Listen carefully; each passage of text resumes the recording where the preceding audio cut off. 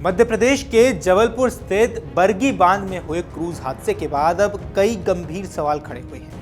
हादसे के बाद जहां एक ओर रेस्क्यू ऑपरेशन को लेकर तकनीकी चुनौतियों की बात सामने आई, वहीं दूसरी ओर प्रशासनिक जिम्मेदारी, बीमा व्यवस्था और सुरक्षा प्रोटोकॉल पर भी सवाल उठने लगे हैं। पूरे मामले में अधिकारियों के बयान से ऐसा प्रतीत हुआ है जैसे जिम्मेदारी तय करने के बजाय वो एक दूसरे पर ही ठीकरा फोड़ रहे हैं।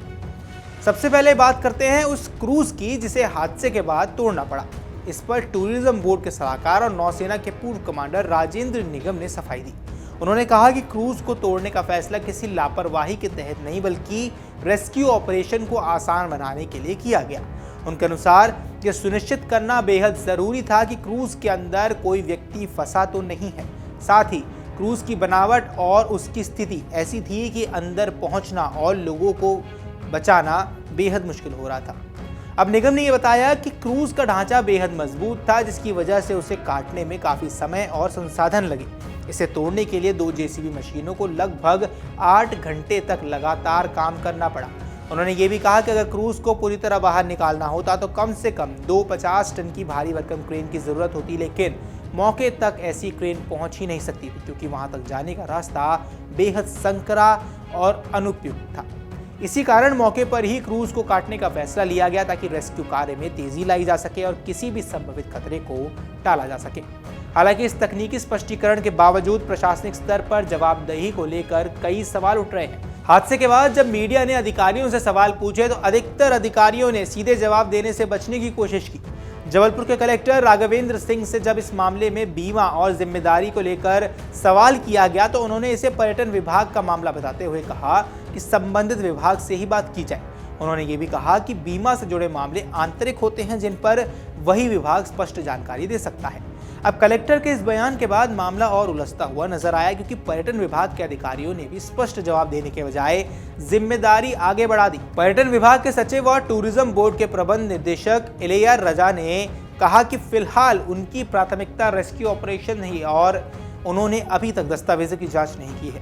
उन्होंने भी मीडिया को सलाह दी कि इस मामले में एडवाइजर राजेंद्र निगम से बात की जाए। वहीं जब राजेंद्र निगम से बीमा को लेकर सवाल किया गया तो उन्होंने भी स्पष्ट जानकारी देने से बचते हुए कहा कि भोपाल और हनुमंतिया जैसे अन्य स्थानों पर क्रूज का बीमा है, लेकिन बरगी के मामले में उन्हें जानकारी नहीं है। उन्होंने कहा कि इस बारे में सही जानकारी रीजनल मैनेजर दे सकते हैं। जिसके बाद जब जबलपुर के रीजनल मैनेजर संजय मल्होत्रा से संपर्क किया गया तो उन्होंने भी कहा कि वे मैनेजर से पूछकर ही कुछ बता पाएंगे। इस तरह एक के बाद एक अधिकारी जिम्मेदारी से बचते हुए नजर आए हैं, जिससे ये सवाल और गहरा हो गया है कि आखिर इस मामले की जिम्मेदारी कौन लेगा। बीमा को लेकर एक और महत्वपूर्ण जानकारी सामने आई है। होटल मैकल रिजॉर्ट और बोट क्लब बरगी के निलंबित मैनेजर सुनील मरावी ने बताया कि क्रूज की बीमा पॉलिसी मार्च 2026 में समाप्त हो रही है। इसके नवीनीकरण के लिए उन्होंने यूनाइटेड इंडिया इंश्योरेंस कंपनी में आवेदन किया था। अब मरावी के अनुसार बीमा कंपनी ने उन्हें बताया कि पॉलिसी को सक्रिय करने से पहले एक सर्वेयर मौके पर आकर निरीक्षण करेगा, लेकिन आवेदन के बाद भी सर्वेयर मौके पर नहीं पहुंचा, जिसके कारण बीमा प्रक्रिया अधूरी रह गई। अब अगर ये दावा सही हुआ तो ये मामला और गंभीर हो जाएगा क्योंकि बिना सक्रिय बीमा के क्रूज संचालन किया जा रहा था। ये न केवल नियमों का उल्लंघन है बल्कि यात्रियों की सुरक्षा के साथ सीधे तौर पर खिलवाड़ है। इस पूरे मामले पर सामाजिक कार्यकर्ता अजय दुबे ने कड़ी प्रतिक्रिया दी। उन्होंने इसे आपराधिक पर्यटन करार दिया है। साथ ही उनके अनुसार बिना सुरक्षा इंतजाम और बिना वैध बीमा के लोगों को क्रूज में बैठाना सीधे सीधे आपराधिक लापरवाही है। उन्होंने मांग की कि इस मामले में जिम्मेदारी तय की जाए और मंत्री, सचिव, प्रबंध निदेशक तथा अन्य संबंधित अधिकारियों के खिलाफ कार्रवाई होनी चाहिए।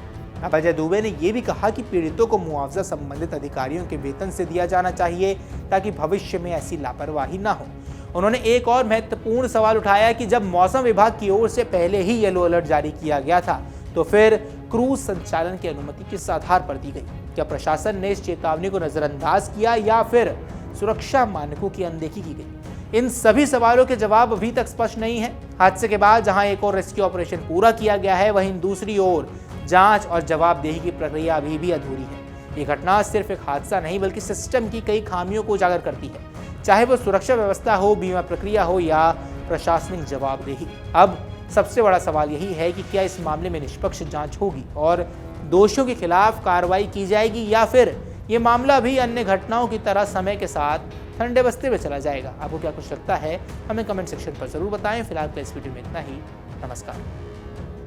अगर आप ये वीडियो YouTube पर देख रहे हैं तो हमारे चैनल को सब्सक्राइब कर बेल आइकन दबाएं और Facebook पर देख रहे हैं तो हमारे पेज को लाइक करें।